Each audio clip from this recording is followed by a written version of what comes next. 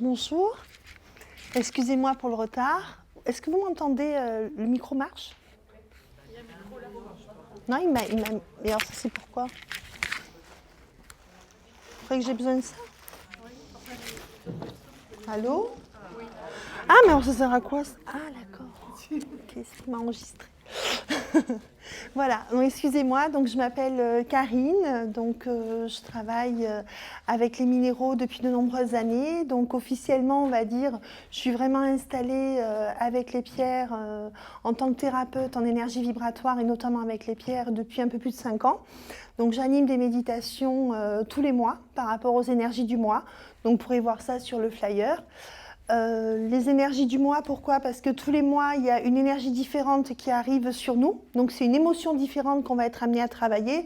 Comme par exemple, vous pouvez vous rendre compte que par moment, vous pouvez vous dire, ce mois-ci, je ne sais pas pourquoi, j'ai eu beaucoup de colère. Donc en fait, il y a une vague énergétique qui est arrivée et qui nous a permis de travailler nos émotions au niveau de la colère. Après, ça peut être d'autres émotions. On peut aussi être amené à travailler des vieilles histoires, travailler sur l'affect, sur le pardon. Ensuite, j'anime aussi des stages pour aller à la rencontre de soi avec les minéraux. Et donc là, aujourd'hui, je suis venue pour vous parler des pierres de la nouvelle conscience. Donc, vaste programme. Certains ont dû se dire, qu'est-ce que c'est que cette conférence? Donc, en fait, c'est une conférence, mais moi, j'aime bien quand c'est interactif. Donc, si vous avez des questions, vous n'hésitez pas. C'est quoi les pierres de la nouvelle conscience? Déjà, qu'est-ce que la nouvelle conscience? Aujourd'hui, on est dans un monde, pas qu'en France, hein. En France, on voit que ça ne va pas très bien en ce moment, il y a un petit peu de jaune partout, donc ça montre un peu la colère de pas mal de personnes, mais dans tout le monde, il y a des choses qui ne vont pas, parce qu'au niveau de notre conscience, on n'est pas OK. On arrive d'un monde, si vous regardez, on a dit qu'en 2012, c'était la fin du monde. Vous avez tous entendu parler de ça. Il n'y a même Paco Rabanne qui se fait virer de la télé, le pauvre, parce qu'il avait les informations, mais il y avait quelques filtres et du coup, il n'avait pas tout capté. Donc, il pensait que Paris allait exploser, alors qu'en fait, il y avait effectivement la fin d'un monde. Mais ce n'est pas au niveau physique, c'est au niveau de la conscience, c'est au niveau énergétique. Et donc, la nouvelle conscience, c'est ce vers quoi on nous demande d'aller depuis 2012. On a eu ce passage en 2012. On arrive d'un monde, jusqu'à présent, où qu'est-ce qui prône malheureusement? C'est le pouvoir, l'argent, et aussi, pour en arriver là, beaucoup sont dans la manipulation. Vous êtes OK ou pas avec ça? C'est pas terrible. Hein, on n'a pas spécialement envie de vivre là-dedans et d'élever nos enfants là-dedans. Donc, la nouvelle conscience, c'est aller vers cette nouvelle conscience, ce nouveau monde, où ce qui va prôner, ça va être l'amour, la compassion, la bienveillance. Vous voyez qu'entre le pouvoir, l'argent, la manipulation et l'amour, la bienveillance, la compassion, il y a un monde dedans, hein, vraiment, voilà. Donc moi, des gens me disent, oui, mais on ne comprend pas, le passage était en 2012, pourquoi aujourd'hui on est en 2018 et on rame encore? Parce que c'est un peu long pour passer de ces énergies-là aux énergies vers lesquelles on va. Donc là, en fait, il y a des pierres qui vont nous accompagner. Et déjà, pour nous accompagner, ce qu'il faut, c'est arriver à libérer les mémoires du passé. Si on a des mémoires de justement, comme quoi on pense que pour réussir, il faut être dans le pouvoir, la manipulation et l'argent, et que c'est là qu'on va être heureux, ça va être compliqué de déprogrammer ça. Donc vous avez une pierre qui est super pour ça, c'est la septaria. La septaria, c'est une pierre qui va vous aider à libérer votre passé, à libérer votre karma. Les Indiens, dans les écrits sacrés, donc dans les Védas, vous disent que l'homme, avant d'être un homme, avant que l'âme s'incarne en être humain, on est passé par plusieurs incarnations différentes. On s'est incarné, les premières vies qu'on aurait pu avoir, ce sont les montagnes, les pierres, les plantes, les arbres, les animaux. Et le moment où on a la chance d'être incarné en tant qu'être vivant humain sur cette terre, c'est parce qu'on acquiert quelque chose qu'on est les seuls êtres vivants de cette terre à avoir, qui s'appelle la conscience. Donc la question, c'est qu'est-ce qu'on en fait aujourd'hui de cette conscience? Donc c'est pour ça que les pierres, pour moi, ce ne sont pas des objets, ce ne sont pas des outils. Et quand on vient me voir, on me dit comment les utiliser, qu'est-ce que je fais avec, où est-ce que je les mets, on dirait voilà, des objets qu'on ne sait pas qu'en faire. Ce sont des maîtres de conscience, ce sont des âmes qui sont incarnées au même titre que nous, mais qui n'ont pas la conscience que nous avons. Donc elles sont là pour donner. Elles donnent, elles donnent, elles donnent. Elles ne sont pas là pour prendre. Mais si nous, on n'a pas la conscience qu'elle, elle donne, mais qu'elles, elles ne savent pas demander, elles ne parlent pas à la pierre.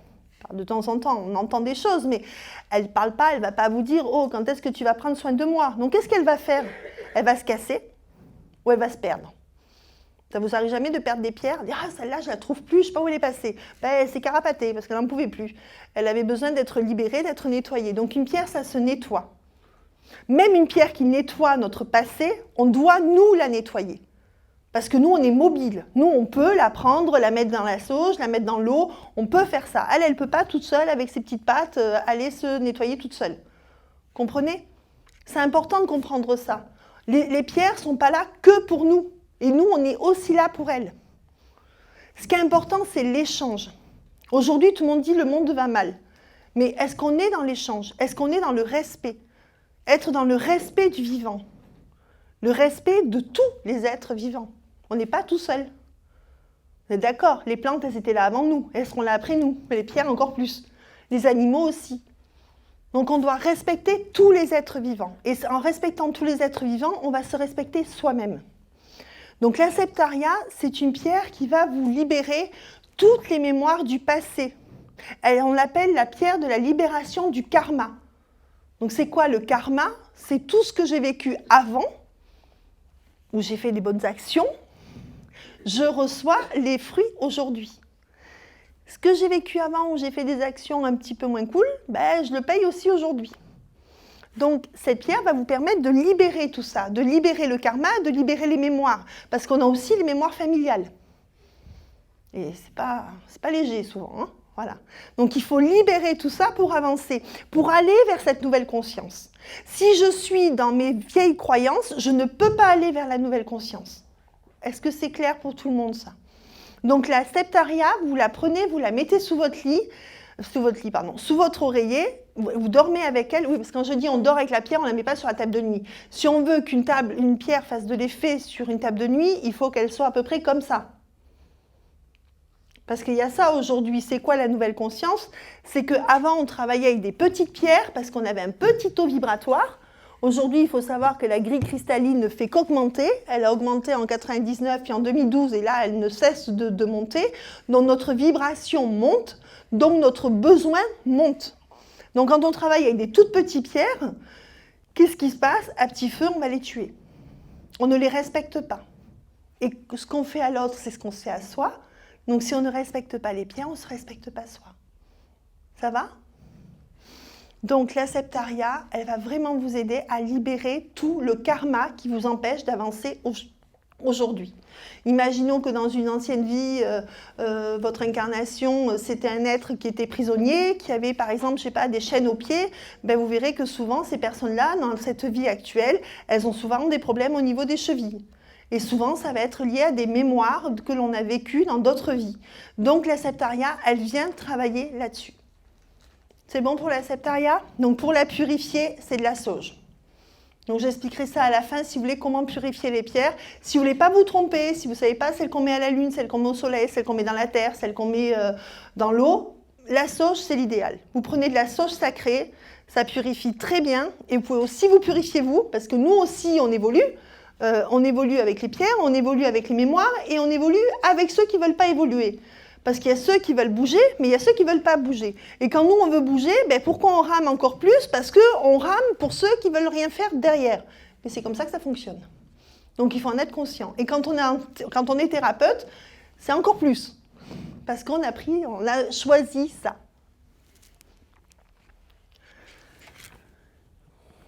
Une pierre aussi qui est très importante pour moi actuellement, c'est le jaspe Kimbamba. Alors il est dit, alors moi je ne suis pas minéralogue, hein, donc je ne peux pas vous parler de la composition de la pierre. J'ai essayé de le retenir, mais je ne retiens pas.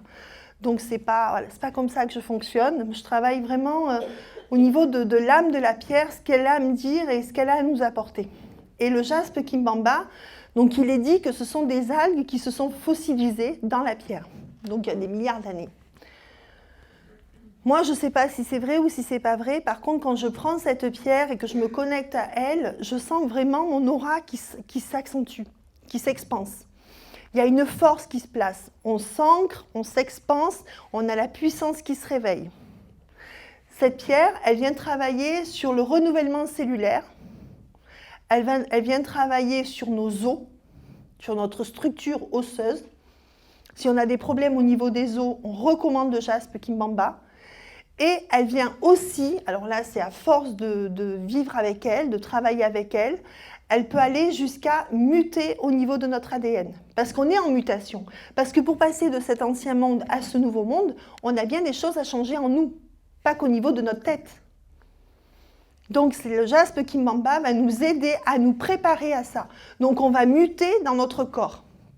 Vous entendez dire que notre ADN est en train de muter. Vous l'avez entendu dire ça.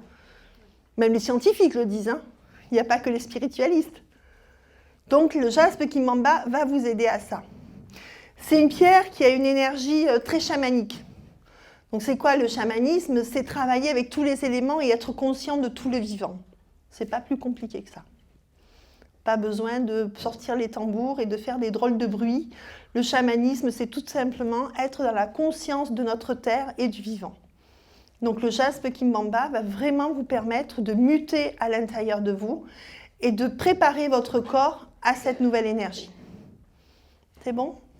Pas de questions sur le jaspe Kimbamba? Tout le monde connaissait? Non? Une super pierre, très intéressante. Alors tout ça, c'est très sympa, mais il y a quelque chose de très important. Ok, je veux changer, ok, je veux muter, ok, je libère mon passé. Mais est-ce que je m'aime? Vaste question. Tout le monde dit si, je travaille sur moi, maintenant ça va beaucoup mieux, je m'aime beaucoup plus qu'avant. Ok, on a fait du boulot, mais voilà, on va encore plus loin dans l'amour. Il y a une pierre qui est extraordinaire dans l'énergie de l'amour, ça s'appelle la rhodochrosite. Moi je l'ai appelée la New Rhodochrosite. C'est la rhodochrosite qui a été trouvée au Pérou il y a à peu près, je crois que c'est 4-5 ans. Donc c'est tout récent. Il faut savoir que quand une nouvelle pierre sort de la terre, moi, je m'y intéresse toujours parce que je me dis si la pierre elle vient de sortir, c'est qu'elle a quelque chose à nous dire par rapport à ce qu'on vit actuellement. Mais la pierre, elle n'a pas été faite en 5 ans. Donc pourquoi elle sort maintenant et elle n'est pas sortie avant? Vous avez une idée? Non? Vous n'êtes jamais posé la question pourquoi il y a des nouvelles pierres? Est-ce qu'une pierre, elle se fait en 10 ans? Il faut des milliards d'années. Parce qu'on n'était pas prêt. Parce qu'on n'était pas prêt, exactement. On n'était pas prêt à recevoir cette énergie. Et quand on est prêt, alors il est dit qu'il y a un petit peuple sous la terre qui garde les pierres, qui garde tous les minéraux avec tous les joyaux. Et quand on est prêt, ils ouvrent les portes et nous les offrent. Voilà. Donc moi, chaque fois qu'il y a une nouvelle pierre, je m'intéresse. Christine, tu peux venir là? Bienvenue. Merci. Donc en fait, la rhodochrosite, c'est une pierre qui va nous permettre de travailler sur l'amour de nous-mêmes, comme la rhodochrosite qu'on trouvait autrefois en Argentine, et qui va nous permettre de travailler sur nous-mêmes, mais dans la conscience des nouvelles énergies. Donc avant, des gens nous parlaient de l'amour inconditionnel, on en était loin. Celui qui dit « je suis dans l'amour inconditionnel 24 heures sur 24 », je ne le crois pas. Je suis désolée, j'ai confiance en la vie, moi j'essaye, je rame, et on ne peut pas. Moi, je dis toujours, je travaille avec des tankas où il y a des bouddhas qui sont peints dessus. Et je dis toujours à mes stagiaires, si j'étais dans l'amour inconditionnel 24 heures sur 24, je serais sur la teinture là et je serais sur un tanka, mais je ne serais pas là. Si je suis là, c'est que j'ai des choses à apprendre. La rhodochrosite, elle va nous permettre de nous aimer nous, mais de prendre conscience de ce qu'est vraiment l'amour. Parce qu'il y a l'amour attachement, il y a l'amour possession, il y a l'amour dans le besoin, on a besoin de l'autre. Si l'autre s'en va, on a l'impression qu'on a été abandonné, donc du coup, on ne nous aime pas. Alors qu'en fait, l'abandon, je veux dire quelque chose qui peut peut-être un peu perturber, l'abandon, est-ce que ça peut exister? Alors je m'excuse s'il y a des personnes qui ont vécu l'abandon dans leur enfance, mais vraiment essayez de voir qui appartient à qui sur cette terre. Je vous pose une question. Chacun s'appartient.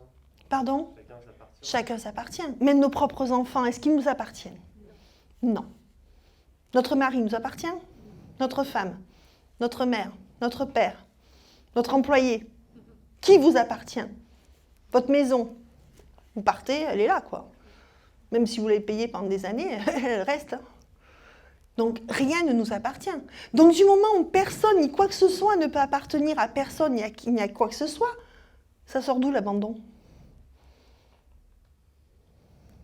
Bah, de nous, du coup. C'est une fausse croyance. Et pourquoi on se sent abandonné? Parce qu'on pense qu'on a besoin de l'autre pour exister ou pour aimer ou pour être aimé. Mais la vraie source d'amour, elle est au fond de nous. Et la neurodocrosite, quand vous allez vraiment vous brancher sur cette pierre, vous allez sentir l'amour au plus profond de vous. Parce que tu as, hein, il y en a certaines ici, je crois, qui m'avaient pris des neurodocrosites. C'est vraiment la pierre qui va vous permettre de vous aimer et de prendre conscience de qui vous êtes, quels sont vos besoins. Et d'être dans l'être et plus dans le faire. Parce que quand on est dans l'amour, on n'a pas besoin d'être dans le faire. On est dans le faire quand on a besoin que l'autre nous reconnaisse. Vous êtes d'accord avec ça? Pourquoi on s'acharne au travail? On a une conscience professionnelle, ok. Mais pourquoi on s'acharne à faire des burn-out? Est-ce que c'est de la conscience professionnelle ou, excusez-moi, est-ce que c'est de la connerie? C'est parce qu'on veut que notre patron nous reconnaisse, parce que papa ou maman ne nous ont pas reconnus. Et souvent, c'est papa. Parce que c'est papa qui va donner notre identité. Donc quand papa n'a pas été présent, bah, du coup, ça va être compliqué d'être dans la reconnaissance de soi. Donc la rhodochrosite, si vous êtes dans cette problématique-là, comme je dirais 3/4 de l'humanité, et encore je suis lège, la neurodochrosite, c'est vraiment une pierre qu'on recommande à tout le monde. C'est une pierre d'amour extraordinaire. Et des fois, l'amour est tellement dur à voir, c'est-à-dire quand on voit cette pierre, il y a des gens qui me disent « Ah mais non, elle est trop rose, non, j'aime pas du tout ». Parce qu'en fait, on s'aime tellement pas, on est tellement dans le faire, tellement dans le mental, tellement dans le vouloir, on est tellement lobotisé, parce qu'il y a un moment donné où on est comme des robots, qu'on voit même pas qu'on s'aime pas. Et on veut pas le voir, parce que ça fait trop mal. Donc du coup, on dit « Cette pierre, non, elle me fait peur ». Alors, autre chose, quand vous choisissez une pierre, il y a la pierre qui vous appelle, vous allez sur le sang, vous dites « Celle-là, elle est superbe, j'ai envie de la voir, elle est magnifique, elle a plein de choses à me raconter, je veux y aller. » Et puis celle qui vous dit « Oh punaise, alors celle-là, je ne veux même pas la regarder, parce que rien que de la voir, j'ai des nausées, j'ai mal au cœur, j'ai des vertiges, il faut y aller aussi. » Parce que celle-là, elle a des choses à vous raconter que vous n'avez peut-être pas envie d'entendre, mais qui vont vous faire passer 10 étages au niveau de l'évolution. Donc la pierre a toujours des choses à vous raconter, toujours des messages. Écoutez-les, les pierres. Écouter les pierres, c'est s'écouter soi. C'est comme les plantes. Quand vous allez nettoyer vos pierres avec la sauge, parlez à la sauge. Esprit de la sauge, je m'adresse à toi. Peux-tu, s'il te plaît, m'aider à nettoyer ma pierre? On va vous dire, Karine est complètement starbée, on ne peut plus là, il faut l'enfermer, vous inquiétez pas, j'ai l'habitude. Comme je disais toujours avant, je disais, je m'appelle Karine, je suis barrée à 100%, mais j'assume à 200%. Donc j'ai aucun problème avec ça. Les pierres sont vivantes, les plantes sont vivantes, et nous sommes vivants. Parce que nous aussi, on oublie des fois qu'on est vivant. On n'est pas des machines à travailler, on n'est pas des machines à réfléchir, on est juste des êtres vivants qui sont venus pour être. Et c'est quand nous, on va être bien avec nous-mêmes, qu'on n'aura pas besoin de faire pour être reconnu ou récompensé, parce qu'on attend la récompense aussi. Mais en fait, la récompense, elle va venir de l'univers. La récompense, elle ne va pas venir de l'humain. Elle va venir de l'univers. Et c'est à travers l'humain que l'univers va vous récompenser. Regardez, quand vous travaillez et que vous avez besoin d'avoir la reconnaissance de votre patron, mais vraiment besoin. C'est-à-dire vous êtes prêt à faire des heures de folie, pas vous respecter, vous êtes malade, vous ne vous écoutez pas, parce que ça c'est les trucs qu'on disait avant, tu t'écoutes pas, tu te mets un coup de pied aux fesses et tu vas bosser, et puis on verra demain, tu te reposeras dimanche, si tu as le temps, hein, c'est pas sûr. Et bien en fait, est-ce que quand vous êtes là-dedans, vous êtes en train de faire ça parce que vous vous aimez, parce que vous vous respectez, ou parce que vous voulez que l'autre reconnaisse que vous êtes quelqu'un de bien? Là, la rhodochrosite, elle va vous aider. Et le jour, et alors vous remarquerez, parce que moi j'étais comme ça, donc je sais ce que c'est, quand vous allez tout donner pour être reconnu, est-ce que l'autre vous reconnaît? Non. Et le jour où vous n'en avez rien à faire, vous dites stop, maintenant ça suffit, je me respecte, je mets un stop. À partir de maintenant, je me respecte, je dis non. Est-ce que l'autre vous reconnaît? Oui. Pourquoi? Parce que vous vous reconnaissez vous-même. Et c'est ça que la rhodochrosite va vous montrer.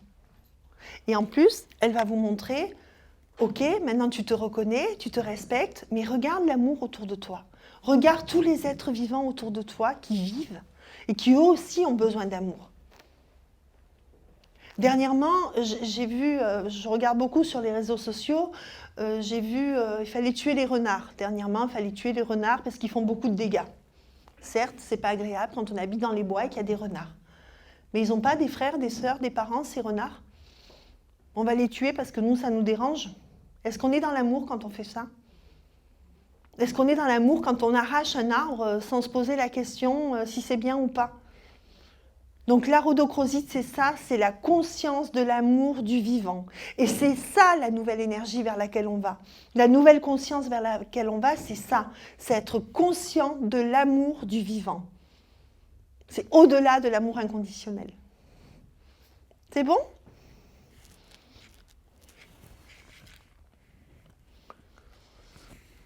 Ça, vous connaissez, c'est la séraphinite. La séraphinite, c'est une pierre que l'on trouve qu'en Russie. Alors des fois, les gens me disent pourquoi cette pierre, elle est chère. Je dis parce que c'est une séraphinite et elle ne vient que de Russie. Et toutes les pierres que l'on trouve seulement en Russie, eh ben, elles sont chères. Ils ont l'exclusivité, donc c'est comme ça. Donc la séraphinite, dans séraphinite, il y a séraphin. Séraphin, vous connaissez, c'est le monde au-dessus des archanges.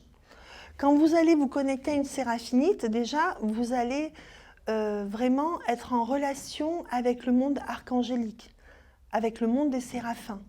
Donc vous allez être en relation avec des grands guides de lumière. Et en même temps, quand vous allez vous connecter à cette pierre, quand vous allez être en relation avec ces grands guides de lumière, vous allez rentrer dans votre cœur, parce que c'est aussi une pierre de cœur, et vous allez être dans l'instant présent. Vous avez vu des bouquins, être dans l'instant présent, la méditation de la pleine conscience. Voilà, parce qu'on n'est pas dans l'instant présent, parce qu'on est en train de conduire et on pense à ce qu'on va faire demain. On a une conférence et on se dit « qu'est-ce que je vais manger ce soir ?» On est d'accord. C'est pas être dans l'instant présent, mais c'est parce que la société nous a montré qu'il fallait vivre comme ça. Mais maintenant, est-ce qu'on vit bien comme ça? Donc la séraphinite, elle va nous ramener à soi, elle va nous permettre de connecter des êtres de lumière au niveau archangélique et elle va nous ramener dans l'instant présent et dans notre cœur. Et ça, c'est important. Parce que aller vers les nouvelles énergies, aller vers la nouvelle conscience, c'est aussi vivre l'instant au moment présent. Lorsque vous conduisez, faites le test. Là, vous repartez ce soir, vous prenez la voiture jusqu'à chez vous, vous conduisez. Est-ce que des fois, ça ne vous arrive pas d'arriver à un endroit et vous ne savez même plus par où vous êtes passé? Parce qu'en fait, vous étiez ailleurs. Vous étiez au volant, mais votre esprit était ailleurs. Et malheureusement, c'est souvent comme ça qu'il y a des accidents ou des problèmes, parce qu'on n'est pas à l'instant présent. Il n'y a pas que parce qu'on boit qu'on a un accident de voiture. Il y a aussi parce qu'on n'est pas ancré, parce qu'on n'est pas dans l'instant présent. Donc la séraphinite va vraiment vous aider à vous ramener dans l'instant présent. Ça va? Vous êtes sage, dis donc. Ou je ne vous intéresse pas, ou vous êtes sage, je ne sais pas trop. En tout cas, vous ne bronchez pas. Ça, c'est quoi? J'ai pris une grosse pour que la voyez de loin, mais elle est un peu lourde, hein, donc je ne vais pas la garder 2 heures dans les mains. C'est un gabbro. Vous ne connaissez pas le gabbro? Alors, sûrement que vous avez entendu, si vous êtes passé dans les stands, madame ou monsieur, vous n'êtes pas ancré. Ça vous parle, ça, ou pas? Personne ne vous l'a dit? Waouh, super. C'est moi qui l'ai dit? Ah, tu vois. Vous n'êtes pas ancré. Vous avez besoin de vous ancrer.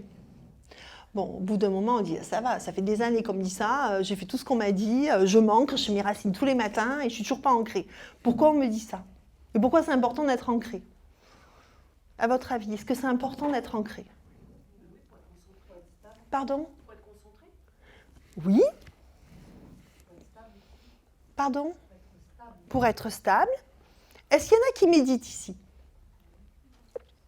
Ok. Est-ce que vous êtes ancré quand vous méditez? Ouais? Vous sentez?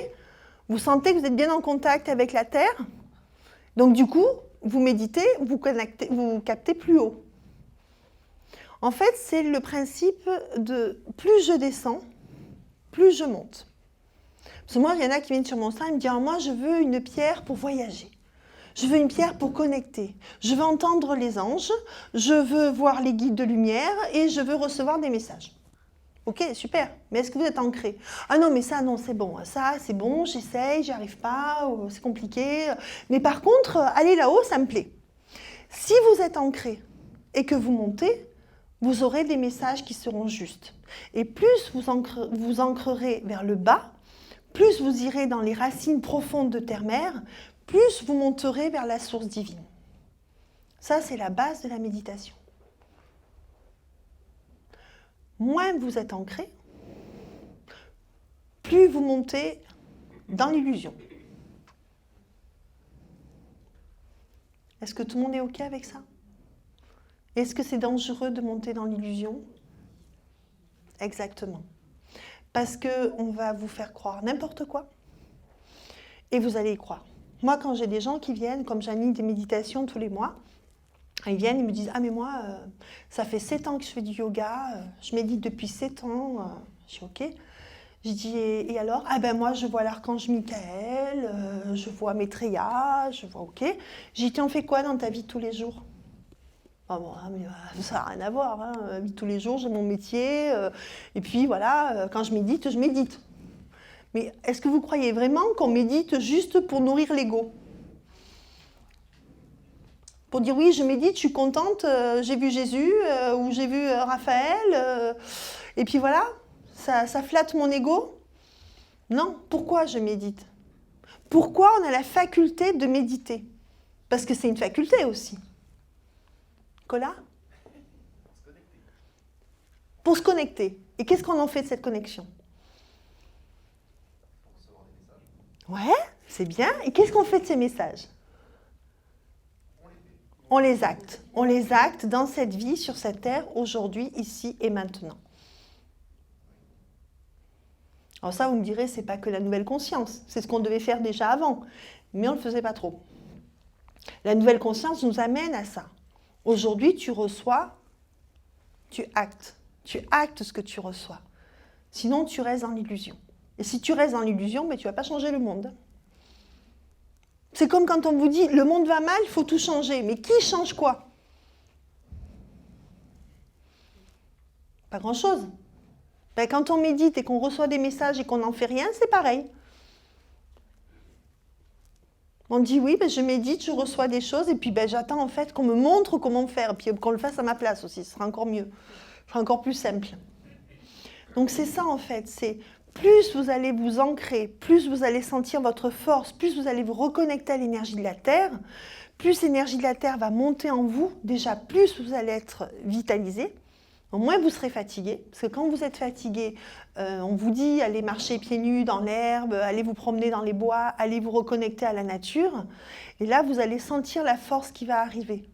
Si vous allez vous balader à Paris, excusez-moi, entre les véhicules et la pollution, c'est un peu compliqué de se ressourcer. On est d'accord? En nature, on se ressource mieux. Mais si vous allez en nature avec la conscience du vivant autour de vous, vous allez vous ressourcer encore mieux. Donc moi, j'ai des personnes qui viennent méditer, qui ont fait du yoga pendant 7 ans, et quand je les vois méditer, elles sont dans les nuages. Et je leur dis, mais en fait, tu t'ancres? Ah ouais, tous les jours. Je dis, mais moi, quand je te vois méditer, tu es dans les nuages. Ah, mais moi, je décolle. Bah ouais, mais tu décolles pour rien. Alors que si je suis bien ancrée et je monte, on peut faire l'expérience si vous voulez. Si vous voulez, tout le monde ferme les yeux.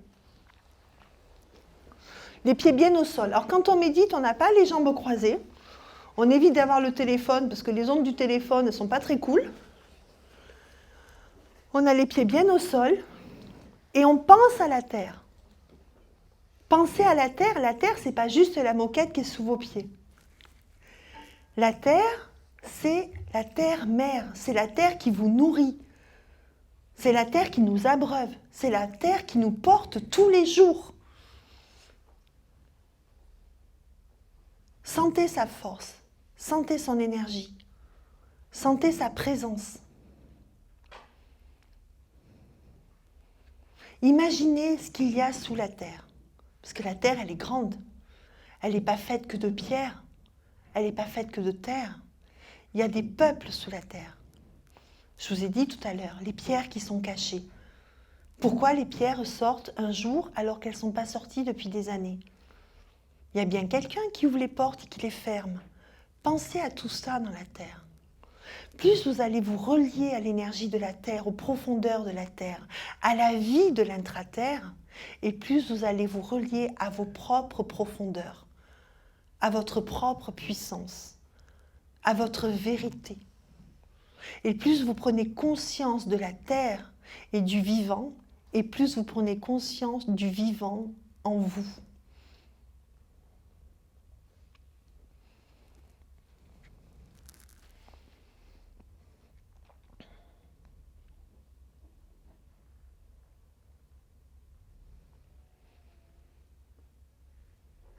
C'est pas grand-chose.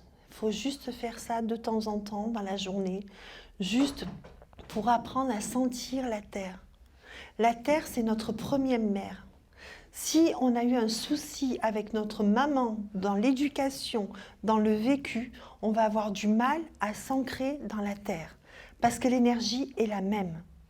Si on a eu un souci dans le vécu ou l'éducation avec papa, on va avoir du mal à connecter le père spirituel, parce que l'énergie est la même. En fait, c'est simple. Quand vous le souhaitez, vous pouvez réouvrir les yeux. Et comment vous vous sentez?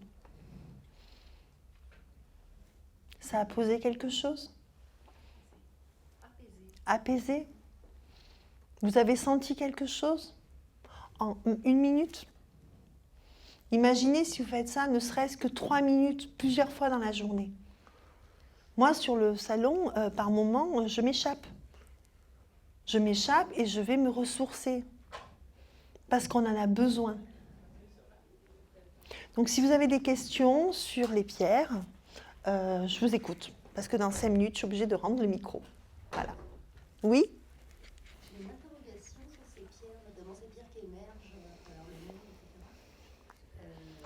Est-ce qu'elles n'ont pas aussi une utilité pour la Terre elle-même? Parce que je sais qu'il y a des... Alors, il y a des personnes qui disent, oui, les pierres, il ne faut pas les extraire, il faut les laisser à la terre. Ouais, je me pose la question. Mais quand on médite avec les pierres, on se connecte à la terre. Donc, on travaille bien tous ensemble. C'est ma vision, hein. C'est ce que moi je ressens. Après, vous n'êtes pas obligé de croire ce que je dis. Mais moi, je pense que si on travaille tous ensemble, bah, c'est là où on réussit. Non? Donc les pierres, ce qu'il ne faut pas, c'est les maltraiter. Moi, j'ai une personne une fois qui vient sur le stand, elle avait une labradorite dans la poche, elle me dit, j'ai acheté cette labradorite. Alors je regarde la pierre déjà, moi je commence à me décomposer parce que la pauvre, elle est en train de mourir, la pierre. Et je lui dis, mais votre pierre, elle est en train de mourir. Je dis, ça fait combien de temps que vous l'avez? Elle me dit, ça fait 3 mois. Je dis, vous faites quoi depuis 3 mois? Elle me dit, elle est dans la poche de ma veste en cuir. J'ai dit, ok, et vous faites quoi? Vous la nettoyez? Ah non, non, le monsieur qui me l'a vendue, il m'a dit, vous la portez, vous l'utilisez, vous l'utilisez, vous l'utilisez, et quand elle est morte, vous la remettez dans la terre. C'est sympa. Donc comme j'ai beaucoup d'humour, je dis, vous êtes sympa avec vos amis, vous. Vous les pompez, vous les pompez, vous les pompez, mais une fois qu'elles sont mortes, vous les remettez en terre. Donc vous êtes plutôt sympa. Justement, à quelle fréquence faut les nettoyer? Excusez-moi, je vais être taquine. Vous prenez votre douche tous les combien? Chaque jour. Vous avez la réponse. Quand vous vous promenez dans un salon comme on a ici, qui est un salon bien-être, d'accord, où tout le monde est dans les bonnes énergies, il faut savoir qu'il y a des énergies qui bougent. Parce que souvent, les gens viennent au salon bien-être comme s'ils étaient à Lourdes. Donc, ils ont toute la croix sur le dos et ils nous versent tout sur les stands. Je suis désolée, c'est ce qu'on voit. Donc, il faut nettoyer. Votre pierre, quand vous passez dans les stands, même les gens à qui vous n'adressez pas la parole, les émotions des personnes vont aller sur votre pierre. Parce que n'oubliez pas, la pierre, elle est gentille, elle donne et elle absorbe. Et c'est nous qui avons la conscience qui devons la purifier. Ça va? Alors, quand je dis se laver tous les jours, c'est pas je porte ma pierre, je me douche, donc elle a de la chance, elle se douche en même temps. Déjà, il y a des pierres qui n'aiment pas l'eau, d'accord? Et puis quand je me douche et que je douche ma pierre en même temps, est-ce que j'ai conscience que je nettoie ma pierre? À votre avis? Non. Elle a de la chance que je me lave. Voilà. Le jour où je ne me lave pas, ben, tant pis pour elle. Non, c'est pas juste. C'est pour ça que moi je dis, prenez de la sauge. La sauge, c'est ce qu'il y a de mieux pour purifier aujourd'hui. L'eau, ça suffisait avant, maintenant ça ne suffit pas. Comme on est dans ce mouvement énergétique de nettoyage et de libération du passé, et n'oubliez pas qu'il y en a plein derrière qui font rien et qu'on rame pour eux, on se charge très vite. Donc vous brûlez votre feuille de sauge, dans la fumée de la sauge, vous passez vos pierres en laissant toujours une fenêtre ouverte pour que tout le négatif puisse évacuer. Oui, parce qu'on ne va pas le garder et faire un sauna de sauge chez soi avec toutes les mauvaises ondes. Et là, vous allez vraiment nettoyer votre pierre. Et vos bijoux, vous les nettoyez tous les jours. Tous les jours. Sinon, ce n'est pas la peine de travailler avec des pierres. Sinon, vous allez maltraiter les pierres comme les patrons maltraitent leurs employés. Moi, je voudrais que vous me parliez des pierres qu'on trouve sur le chemin. Je ne les connais pas. Ou alors le galet à la plage. S'il y a une pierre qui vous appelle, c'est qu'elle a quelque chose à vous dire. Est-ce qu'on a le droit de prendre pour justement... Alors, qui va vous dire si vous avez le droit ou pas? Non, mais notre cœur. Votre âme est l'âme de la pierre. Donc, vous demandez. Mais elle a des bienfaits quand même. Peut-être pas au même titre que ces pierres-là. Ah, j'en doute pas. Moi, quand j'étais petite, je ramassais plein de galets dans les rivières. Il n'y a pas de hasard. Si elle vous appelle, allez-y. C'est l'heure, Naël. Ah d'accord, désolée. Comme j'ai pas du tout de montre, je voudrais pas dépasser... Oui. Est-ce que vous pensez que plusieurs pierres, peut-on les disposer les unes à côté des autres ou il est préférable de les séparer à une certaine distance? Alors, ce que je supporte pas trop, j'ai vu ça tout à l'heure, c'est les petits sachets avec toutes les petites pierres dedans qui se cognent la tête toute la journée. Ça, c'est pas cool. Voilà. Moi, je fais avec les pierres comme si c'était moi.